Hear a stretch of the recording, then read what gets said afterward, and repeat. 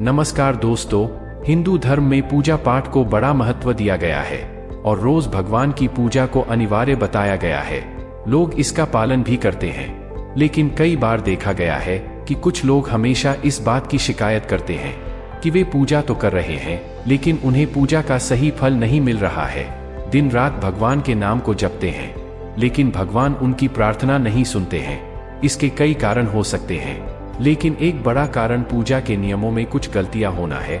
लोग जाने अनजाने में भगवान को कुछ ऐसा चढ़ा देते हैं जो उन्हें प्रिय नहीं होता है। ऐसे में हो सकता है कि भगवान नाराज हो जाए और पूजा का फल ना मिले। इसलिए हम आपको बताने जा रहे हैं कि पूजा पाठ करते समय आपको किन किन बातों का विशेष ध्यान रखना चाहिए। लेकिन उससे पहले अगर आप भी चाहते हैं कि भगवान शिव का आशीर्वाद आप पर बना रहे तो इस वीडियो को एक लाइक करें और चैनल को सब्सक्राइब कर ले और कमेंट बॉक्स में हर हर महादेव जरूर लिखें। नंबर 1, किसी भी भगवान के पूजन में उनका आह्वान करना या आमंत्रित करना, ध्यान करना, आसन देना, स्नान करवाना, धूप दीप जलाना, अक्षत या चावल, कुमकुम, चंदन, पुष्प या फूल प्रसाद आदि अनिवार्य रूप से होना चाहिए। नंबर 2, पूजन में पान का पत्ता भी रखना चाहिए। ध्यान रखें, पान के पत्ते के साथ इलायची, लौंग, गुलकंद आदि भी चढ़ाना चाहिए। पूरा बना हुआ पान चढ़ाएंगे तो श्रेष्ठ रहेगा। नंबर 3, देवी देवताओं को हार, फूल, पत्तियां आदि अर्पित करने से पहले एक बार साफ पानी से अवश्य धो लेना चाहिए। नंबर 4, सभी प्रकार की पूजा में चावल विशेष रूप से चढ़ाए जाते हैं। पूजन के लिए ऐसे चावल का उपयोग करना चाहिए जो अखंडित पूरे चावल हो, यानी टूटे हुए ना हो। चावल चढ़ाने से पहले इन्हें हल्दी से पीला करना बहुत शुभ माना गया है। इसके लिए थोड़े से पानी में हल्दी घोल लें और उस घोल में चावल को डुबोकर पीला किया जा सकता है। नंबर 5, पूजन कर में इस बात का विशेष ध्यान रखें कि पूजा के बीच में दीपक बुझना नहीं चाहिए। ऐसा होने पर पूजा का पूर्ण फल प्राप्त नहीं हो पाता है। नंबर 6, भगवान विष्णु को प्रसन्न करने के लिए पीले रंग का रेशमी कपड़ा चढ़ाना चाहिए। माता दुर्गा, सूर्य देव व श्री गणेश को प्रसन्न करने के लिए लाल रंग का, भगवान शिव को प्रसन्न करने के लिए सफेद वस्त्र अर्पित करना चाहिए। नंबर 7, किसी भी प्रकार के पूजन में कुल देवता, कुलदेवी, घर के वास्तु देवता, ग्राम देवता आदि का ध्यान करना भी आवश्यक है। इन सभी का पूजन भी करना चाहिए। नंबर 8, पूजन में हम जिस आसन पर बैठते हैं उसे पैरों से इधर उधर खिसकाना नहीं चाहिए। आसन को हाथों से ही खिसकाना चाहिए। नंबर 9, यदि आप प्रतिदिन घी का एक दीपक भी घर में जलाएंगे तो घर के कई वास्तुदोष भी दूर हो जाएंगे। नंबर 10, सूर्य, गणेश, दुर्गा, शिव और विष्णु ये पंचदेव कहलाते हैं। इनकी पूजा सभी कार्यों में अनिवार्य रूप से की जानी चाहिए। प्रतिदिन पूजन करते समय इन पंचदेव का ध्यान करना चाहिए। इससे लक्ष्मी कृपा और समृद्धि प्राप्त होती है। नंबर 11, तुलसी के पत्तों को 11 दिनों तक बासी नहीं माना जाता है। इसकी पत्तियों पर हर रोज जल छिड़कर पुण्य भगवान को अर्पित किया जा सकता है। तुलसी के पत्तों को बिना स्नान किए नहीं तोड़ना चाहिए। शास्त्रों के अनुसार यदि कोई व्यक्ति बिना नहाए ही तुलसी के पत्तों को तोड़ता है तो पूजन में ऐसे पत्ते भगवान द्वारा स्वीकार नहीं किए जाते हैं। नंबर 12, दीपक हमेशा भगवान की प्रतिमा के ठीक सामने ही लगाना चाहिए। कभी कभी भगवान की प्रतिमा के सामने दीपक न लगाकर इधर उधर लगा दिया जाता है, जबकि यह सही नहीं है। नंबर 13, घी के दीपक के लिए सफेद रुई की बत्ती का ही उपयोग किया जाना चाहिए, जबकि तेल के दीपक के लिए लाल धागे की बत्ती श्रेष्ठ बताई गई है। नंबर 14, पूजन में कभी भी खंडित दीपक नहीं जलाना चाहिए। धार्मिक कार्यों में खंडित सामग्री शुभ नहीं मानी जाती है। नंबर 15, शिव जी को बिल्व पत्र अवश्य चढ़ाएं और किसी भी पूजा में मनोकामना की सफलता के लिए अपनी इच्छा के अनुसार भगवान को दक्षिणा अवश्य चढ़ानी चाहिए। दान करना चाहिए। दक्षिणा अर्पित करते समय अपने दोषों को छोड़ने का संकल्प लेना चाहिए। दोषों को जल्दी से जल्दी छोड़ने पर मनोकामनाएं अवश्य पूर्ण होंगी। नंबर 16, भगवान सूर्य की 7, श्री गणेश की 3, विष्णु जी की 4 और शिव जी की 1 परिक्रमा करनी चाहिए। नंबर 17, घर में या मंदिर में जब भी कोई विशेष पूजा करें तो अपने इष्टदेव के साथ ही स्वस्तिक, कलश, नवग्रह, देवता, पंचलोकपाल, षोडश मातृका, सप्त मातृका का पूजन भी अनिवार्य रूप से किया जाना चाहिए। इन सभी की पूरी जानकारी किसी ब्राह्मण पंडित से प्राप्त की जा सकती है। विशेष पूजन पंडित की मदद से ही करवानी चाहिए ताकि पूजा विधिवत हो सके।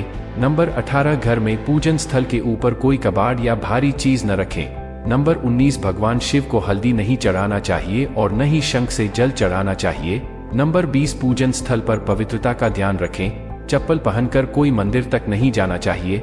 चमड़े का बेल्ट या पर्स अपने पास रखकर पूजा न करें। पूजन स्थल पर कचरा इत्यादि न जमा हो पाए। नंबर 21 मंदिर में लगे सूखे हार फूल हटा देने चाहिए। नंबर 22 हमेशा भगवान श्री गणेश की आराधना से पूजा प्रारंभ करें। श्री गणेश को तुलसी दल चढ़ाने से बचें। भगवान गणेश को तुलसी दल चढ़ाने से दोष लगता है। नंबर 23 शिव शंभू को कभी भी केतकी का फूल नहीं चढ़ाना चाहिए। पौराणिक कथाओं के अनुसार भगवान शिव ने केतकी को श्राप दिया था, इसलिए भगवान शिव को यह फूल नहीं चढ़ाना चाहिए, वरना भक्तों के काम बिगड़ सकते हैं। नंबर 24 भगवान की प्रतिमा को स्नान करवाते वक्त सिर्फ उंगलियों का प्रयोग करें। भगवान को स्नान करवाते समय कभी भी अंगूठे का इस्तेमाल नहीं करना चाहिए। ऐसा करने से भगवान अप्रसन्न होते हैं और घर में विपत्ति आती है। नंबर 25 दीपक को कभी भी जमीन पर रखकर प्रज्वलित न करें। ऐसा करने से धन की बर्बादी होती है और घर में अशुभता आती है। नंबर 26 पूजा के वक्त अगरबत्ती का प्रयोग न करें। ऐसा इसलिए क्योंकि इसे बांस की लकड़ियों के साथ बनाया जाता है और बांस की लकड़ियों का प्रयोग अंतिम संस्कार में किया जाता है, इसलिए इसे अशुभ माना गया है। नंबर 27 रविवार के दिन तुलसी के पत्ते तोड़ने से बचें। मान्यताओं के अनुसार रविवार के दिन तुलसी के पत्ते तोड़ने से भगवान विष्णु अप्रसन्न होते हैं। नंबर 28 भगवान शालिग्राम को कभी भी चावल अर्पित नहीं करना चाहिए। वास्तुशास्त्र के अनुसार ऐसा करने से दोष लगता है। नंबर 29 पूजा में गंदे कपड़े पहनकर ना बैठे। कभी भी गंदे कपड़े पहनकर पूजा नहीं करनी चाहिए। मान्यताओं के अनुसार ऐसा करने से घर में दरिद्रता आती है। नंबर 30 पूजा के दौरान मन को पवित्र रखें। कभी भी पूजा करते समय मन को दूषित नहीं रखना चाहिए। कहा जाता है कि पूजा के दौरान मन में बुरे ख्याल रखने से पूजा का फल प्राप्त नहीं होता है। नंबर 31 पूजा में इस्तेमाल किए गए फूल अगर सूख जाए तो उन्हें कभी भी फेंके नहीं। सूखे हुए फूलों को किसी पवित्र नदी में प्रवाहित कर दें। नंबर 32 शास्त्रों के अनुसार देवी देवताओं का पूजन दिन में 5 बार करना चाहिए। सुबह 5 से 6 बजे तक ब्रह्मा मुहूर्त में पूजन और आरती होनी चाहिए। इसके बाद प्रातः 9 से 10 बजे तक दूसरी बार का पूजन, दोपहर में तीसरी बार पूजन करना चाहिए। इस पूजन के बाद भगवान को शयन करवाना चाहिए। शाम के समय 4-5 बजे पुनः पूजन और आरती। रात को 8-9 बजे शयन आरती करनी चाहिए। जिन घरों में नियमित रूप से 5 बार पूजन किया जाता है वहां सभी देवी देवताओं का वास होता है और ऐसे घरों में धन धान्य की कोई कमी नहीं होती है। नंबर 33 प्लास्टिक की बोतल में या किसी अपवित्र धातु के बर्तन में गंगाजल नहीं रखना चाहिए। अपवित्र धातु जैसे एल्यूमिनियम और लोहे से बने बर्तन में गंगाजल नहीं रखा जाना चाहिए। गंगाजल तांबे के बर्तन में रखना ही शुभ रहता है। नंबर 34 स्त्रियों को और अपवित्र अवस्था में पुरुषों को शंख नहीं बजाना चाहिए। यह इस नियम का पालन नहीं किया जाता है तो जहां शंख बजाया जाता है वहां से देवी लक्ष्मी चली जाती है। नंबर 35 मंदिर और देवी देवताओं की मूर्ति के सामने कभी भी पीठ दिखाकर नहीं बैठना चाहिए। नंबर 36 किसी भी पूजा में मनोकामना की सफलता के लिए दक्षिणा अवश्य चढ़ानी चाहिए। दक्षिणा अर्पित करते समय अपने दोषों को छोड़ने का संकल्प लेना चाहिए। दोषों को जल्दी से जल्दी छोड़ने पर मनोकामनाएं अवश्य पूर्ण होंगी। नंबर 37 आमतौर पर फूलों को हाथों में रखकर हाथों से भगवान को अर्पित किया जाता है। ऐसा नहीं करना चाहिए। फूल चढ़ाने के लिए फूलों को किसी पवित्र पात्र में रखना चाहिए और इसी पात्र में से लेकर देवी देवताओं को अर्पित करना चाहिए। नंबर 38 हमेशा इस बात का ध्यान रखें कि कभी भी दीपक से दीपक नहीं जलाना चाहिए। शास्त्रों के अनुसार जो व्यक्ति दीपक से दीपक जलाते हैं वे रोगी होते हैं।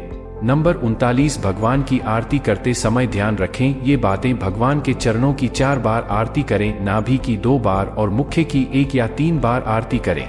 इस प्रकार भगवान के समस्त अंगों की कम से कम 7 बार आरती करनी चाहिए। नंबर 40 अपने मंदिर में सिर्फ प्रतिष्ठित मूर्ति ही रखें। उपहार, कांच, लकड़ी एवं फाइबर की मूर्तियां न रखें एवं खंडित जली कटी फोटो और टूटा कांच तुरंत हटा दें। शास्त्रों के अनुसार खंडित मूर्तियों की पूजा वर्जित की गई है। जो भी मूर्ति खंडित हो जाती है उसे पूजा के स्थल से हटा देना चाहिए और किसी पवित्र बहती नदी में प्रवाहित कर देना चाहिए। खंडित मूर्तियों की पूजा अशुभ मानी गई है। इस संबंध में यह बात ध्यान रखने योग्य है कि सिर्फ शिवलिंग कभी भी किसी भी अवस्था में खंडित नहीं माना जाता है। नंबर 41 मंदिर के ऊपर भगवान के वस्त्र, पुस्तकें एवं आभूषण आदि भी न रखें। मंदिर में पर्दा अति आवश्यक है। अपने पूज्य माता पिता तथा पितरों का फोटो मंदिर में कदापि न रखें। उन्हें घर के नैऋत्य कोण में स्थापित करें। नंबर 42 कभी भी भगवान को या फिर अपने से बड़े को एक हाथ से प्रणाम नहीं करना चाहिए। इसके साथ ही यह भी ध्यान रखें कि सोए हुए व्यक्ति का चरण स्पर्श नहीं करना चाहिए। पूजा के बाद बड़ों का आशीर्वाद लेते समय ध्यान रखें कि किसी के दाएं पैर को दाएं हाथ से, बाएं पैर को बाएं हाथ से छूकर प्रणाम करें। नंबर 43 जप करते समय जीभ या होंठ को नहीं हिलाना चाहिए। इसे उपांशु जप कहते हैं। इसका फल 100 गुना प्राप्त होता है। माला जप करते समय दाएं हाथ को कपड़े या गौमुखी से ढक कर रखना चाहिए। जप के बाद आसन के नीचे की भूमि को स्पर्श कर नेत्रों से लगाना चाहिए। इससे आपको जप के पूर्ण फल की प्राप्ति होती है। नंबर 44 शास्त्रों के अनुसार घर में पूजा करने का स्थान ईशान कोण में होना चाहिए।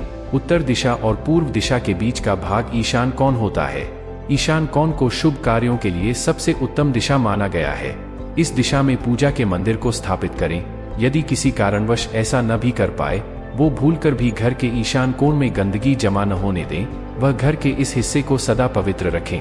ईशान कोण के अतिरिक्त पूर्व दिशा भी पूजा स्थान के लिए श्रेष्ठ मानी जाती है। इसलिए आप घर में ईशान कोण व पूर्व दिशा दोनों में से जहां भी सुविधाजनक रूप से पूजा स्थल की स्थापना कर सकें।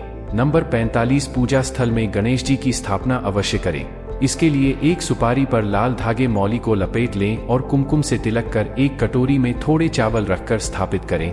नंबर 46 पूजा स्थल में एक कोने में बंद पात्र में गंगाजल अवश्य रखना चाहिए। एक तांबे के छोटे से लोटे में जल को पूजा स्थल में अवश्य रखना चाहिए। प्रतिदिन इस पात्र का जल बदलना चाहिए। वह पुराने जल को पीपल के पेड़ या तुलसी के पौधे में डाल सकते हैं। नंबर 47 पूजा के स्थान में एक देव की सिर्फ एक ही प्रतिमा रखें। यदि आपके पास एक देव की एक से अधिक प्रतिमा पूजा स्थल में है तो उन्हें घर में कहीं भी दीवार आदि पर लगा सकते हैं, किंतु पूजा स्थल में एक देव की एक ही प्रतिमा रखें। नंबर 48 घर में पूजा के स्थान पर कभी भी बड़ी मूर्तियां नहीं रखनी चाहिए। बड़ी मूर्तियों में प्राण प्रतिष्ठा होना अनिवार्य हो जाता है, इसलिए बड़ी मूर्तियां मंदिर के लिए ही उचित है। पूजा स्थल में छोटी मूर्ति रख सकते हैं। नंबर 49 पूजा करने के स्थान पर भूलकर भी अपने पितृदेव, स्वर्गीय माता, पिता या गुरु की फोटो न लगाएं, उनका स्थान अलग रखें। नंबर 50 पूजा स्थल में कूड़ा कचरा एकत्रित न होने दें। प्रतिदिन पूजा घर की सफाई करें। नंबर 51 अगर आपने पूजा घर में कोई मूर्ति की स्थापना की हुई है तो ध्यान दें मूर्ति का कोई भी हिस्सा खंडित नहीं होना चाहिए।